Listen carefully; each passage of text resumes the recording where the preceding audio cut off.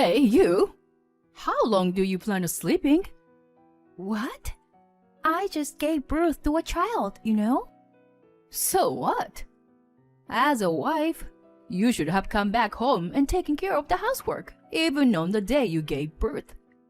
My mother-in-law said such unreasonable things. There is no need to show mercy to someone like her. Anyway, where are you now? I told my mother-in-law where I was at the moment. And my mother-in-law started to get flustered, even over the phone. Why?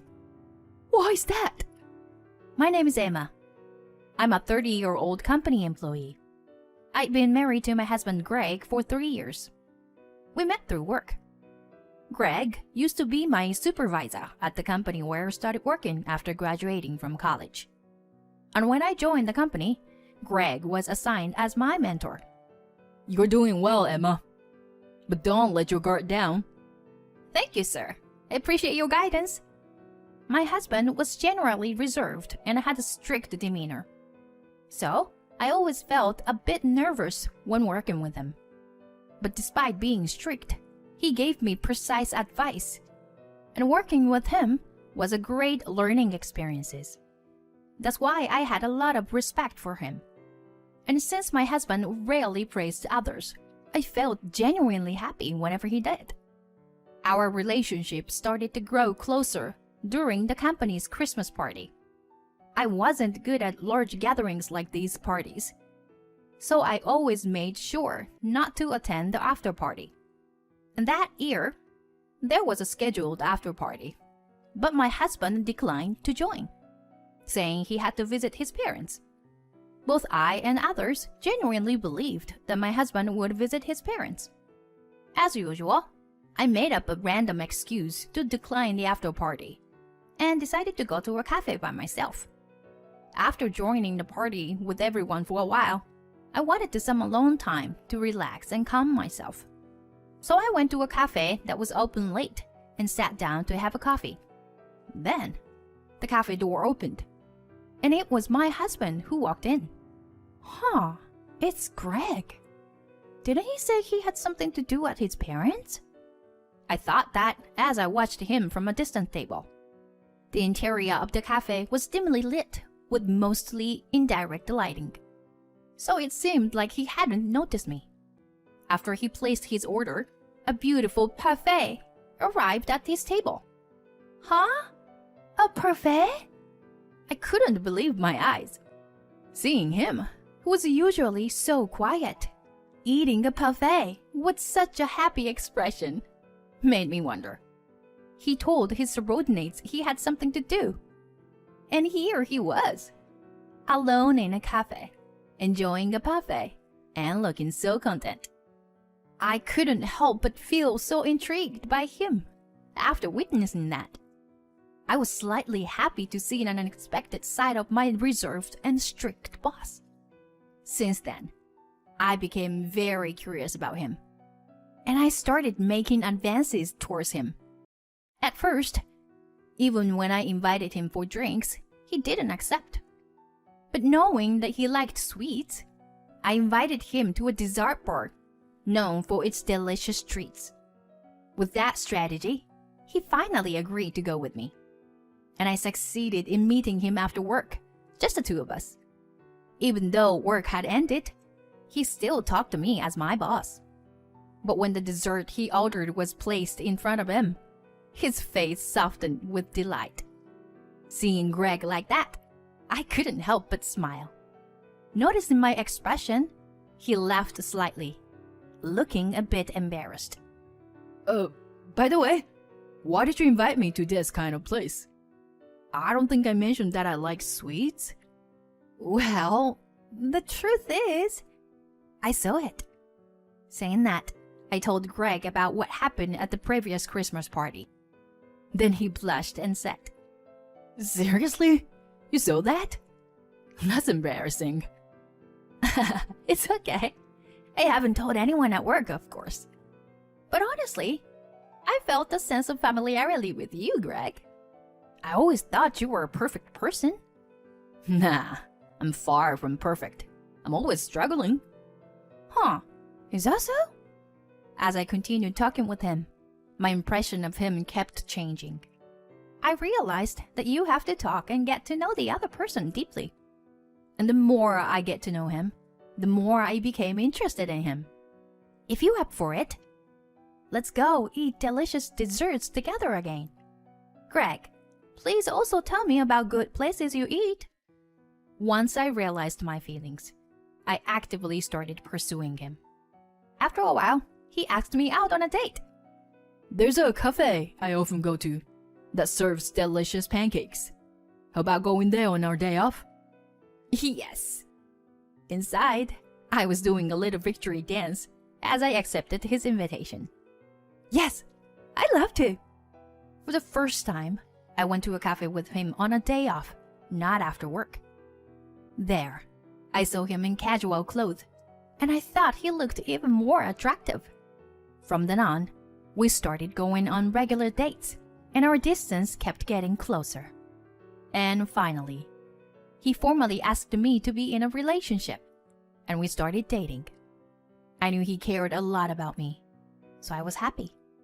After about 2 years of dating, he proposed to me. Of course, I accepted right then and there.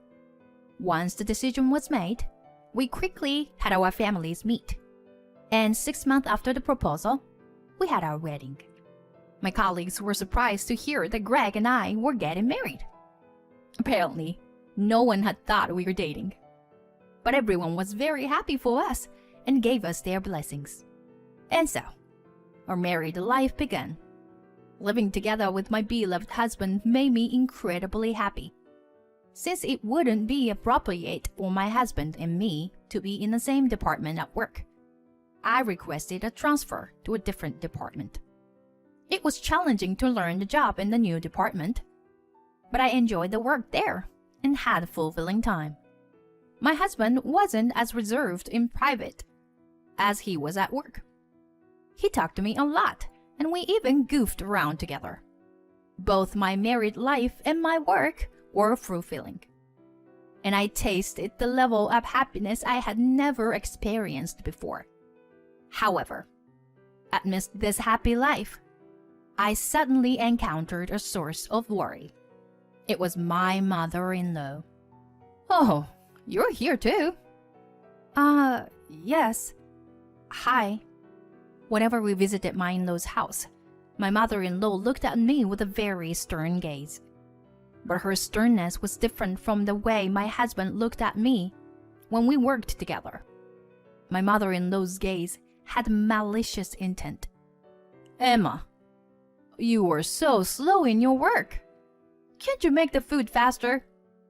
Greg married someone like you, who can't do household chores.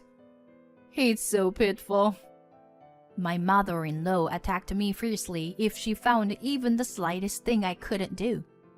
Why did I have to be blamed and scolded so unfairly?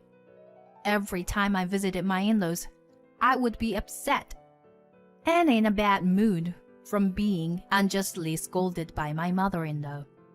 And as these days continued, it became quite mentally challenging for a while. My husband must have sensed it. Emma, is my mom saying something to you? My husband suddenly said that, and I was surprised. And he told me that I didn't have to come with him to my in-laws' house if I didn't want to. Thanks to that, I only needed to show up at my in-laws' house for important family events, and I felt much relieved. I was truly grateful that my husband cared for me in that way. I genuinely felt that I had married an amazing person.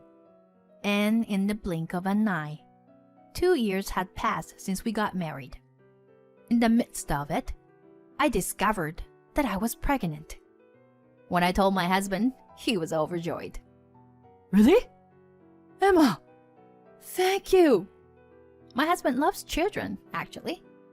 He was incredibly happy when he found out we are having our own child. From now on, I will work harder than ever. Emma, prioritize resting and taking care of your body. Okay, I got it. I'm looking forward to it. My husband takes great care of me. And it made me truly realize that I was indeed pregnant. But now, after a long time, my troublesome mother-in-law started getting deeply involved. Since it's your first childbirth, you must want some advice, right? I'll support you, so tell me anything you need. My mother-in-law seems happy. But honestly, I found it annoying how she forcefully tried to get involved. I expressed my gratitude while brushing it off casually, but since then, my mother-in-law started coming to our house quite often. Emma, I'm here. Huh? What happened all of a sudden? What do you mean? It's for the sake of your baby, of course.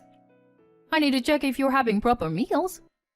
Also, I thought I should see how much you've improved with the household chores in these 2 years. My mother-in-law said with a mean smile. She seemed pleased to be able to pick on me after such a long time. I became very anxious. If this situation continued, it might have a negative impact on my unborn baby. Huh? Mom was here? Yeah, it was sudden, so I was surprised. I see. You don't have to let her in if it's too much. Okay. Thanks, honey. My husband said that to me. So from then on, I didn't let my mother-in-law into the house and pretended not to be home. And then, my mother-in-law, "Where on earth are you going? You should come back immediately. It's affecting the baby." She called me numerous times and sent messages like that. I couldn't block her calls since that wouldn't be right.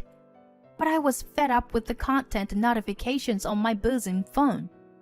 This created a vicious cycle where I became stressed and concerned about her messages.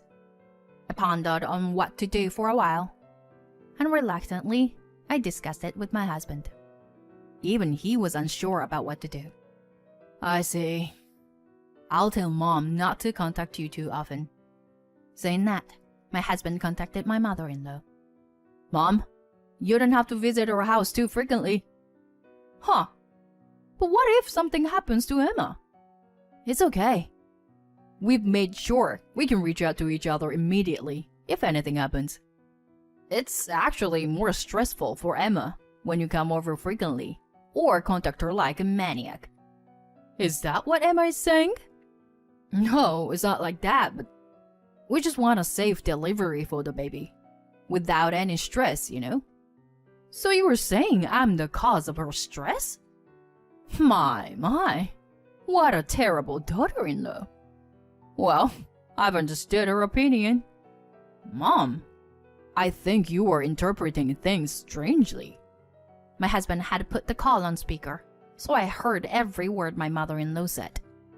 Her words and actions were just imposition, disguised as goodwill. And even after that, my mother-in-law continued to call me multiple times and ring the doorbell. And when she realized I wasn't answering, she contacted me even more. Even my husband was exasperated at this point. I was in the final month of pregnancy, and it was a crucial time for me and the baby. So, I didn't want to be disturbed by mother-in-law because of something like this. That's when my husband had a suggestion, and we made a decision. Greg, are you sure about this? Yeah. I'm tired of being bothered by my mom anymore. Let's make sure we can spend time peacefully, okay? Yeah. Thank you. I was really glad that my husband was on my side. After that, I went to the hospital when I went into labor on my due date. And our baby was born safely. A healthy baby girl. My husband and father-in-law were so delighted with the birth of our adorable daughter. But my mother-in-law... So, it's not a boy after all. She made an unthinkable remark. I was really angry because I had gone through the pain of childbirth. And she suddenly said something like that. My husband and father-in-law were also shocked. My husband spoke to my mother-in-law. Mom, if you were going to say things like that, please leave. Greg? Why? Right now, I want to be with only the people who are genuinely happy about this child's birth. Of course, I'm happy too. Then you wouldn't make remarks like earlier, would you? I just thought that having a successor might be necessary. That's all. What are you saying? I'm not some kind of a business owner, you know. Who needs a successor? My father-in-law also sided with me, and I was grateful for that. Perhaps feeling at a disadvantage, my mother-in-law apologized. I'm sorry. I take back what I said earlier. She apologized like that. Afterward, my mother-in-law became quiet, but she glared at me the whole time. 2 days later, I received a message from my mother-in-law. Hello? What's the matter? How long do you plan on sleeping? You're such a lazy person. Excuse me? You are too sloppy. I can't believe it. I just gave birth to my daughter, you know. So what? What's your point? As a wife, you should have come back home on the day of giving birth and done the household chores. Just because Greg spoils you doesn't mean I'll forgive you. If you can't bear a boy, then at least handle other matters properly. My mother-in-law continued to say unreasonable things like that. There's no need for me to show mercy to someone like her. No matter what you say, I won't obey. What? Come back immediately. I will beat the rotten mentality out of you. My mother-in-law got angry and said that. Even if you say that, I'm no longer at the hospital. Huh? Then where are you right now? So I honestly told my mother-in-law where I was. I'm currently at my parents' house. And Greg is with me too. Greg too? Yes. We've decided to live here. We've made the decision to start our life in my hometown. My mother-in-law was clearly shaken by the sad news over the phone. Yes, my husband and I chose to live in my hometown, which is in a rural area. My husband arranged to work remotely through his company, allowing us to live anywhere. So, after giving birth, my husband and I decided to start our life in my hometown. It's a place full of nature, which is great for raising a child. Why? Why would you do that? My mother-in-law was deeply disturbed. Don't you understand? Please reflect on your own doings. This is all your idea, isn't it? Dawn involved Greg in this. Actually, it was Greg who suggested it to me.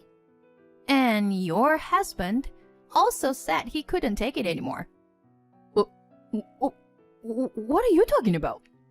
It seems like he's decided to live separately soon, and he's already rented a new place. Ah, I guess you haven't heard about it yet. Well, instead of tormenting me, maybe you should be more concerned about yourself. Anyway, we're done with any involvement with you. We're cutting ties.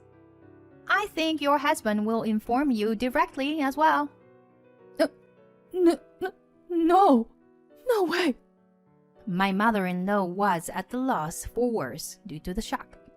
I didn't stop the momentum and delivered my final farewell. Well then, good luck, and goodbye.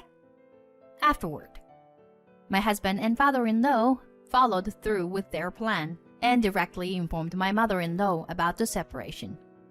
She was shocked and bowed her head in disappointment. From then on, my mother-in-law sent me numerous messages apologizing. Perhaps she thought that if I forgive her, everything would go back to normal. However, at this point, I have no intention of forgiving her. Of course, I have no plans to let her meet our daughter for the time being. And my husband agrees with this decision. Both my husband and father-in-law are ignoring any communication from my mother-in-law. I heard that she is living a lonely and desolate life in her spacious home, where no one comes to visit. It seems that she is mentally struggling. I can understand to some extent the excessive affection she has for her son, especially now that we have a daughter. However, using that love as an excuse to belittle to hurt others is wrong. I don't know how or when my mother-in-law's personality became so twisted, but I hope she reflects on her actions. Sometimes I can't help but think that if she hadn't bullied me, she wouldn't be all alone now. Although I went through a tough time with her, what made me the happiest was that my husband was on my side from the beginning. I realized once again that I can build a truly happy family with him. In that sense, I am grateful to my mother-in-law for raising my husband. Moreover, it's a waste of life to hold on to grudges. Although I can't imagine it right now, I hope that someday, somewhere, I can have a positive reunion with my mother-in-law. I want to live happy, nurturing a loving relationship with my husband, and watching our daughter grow.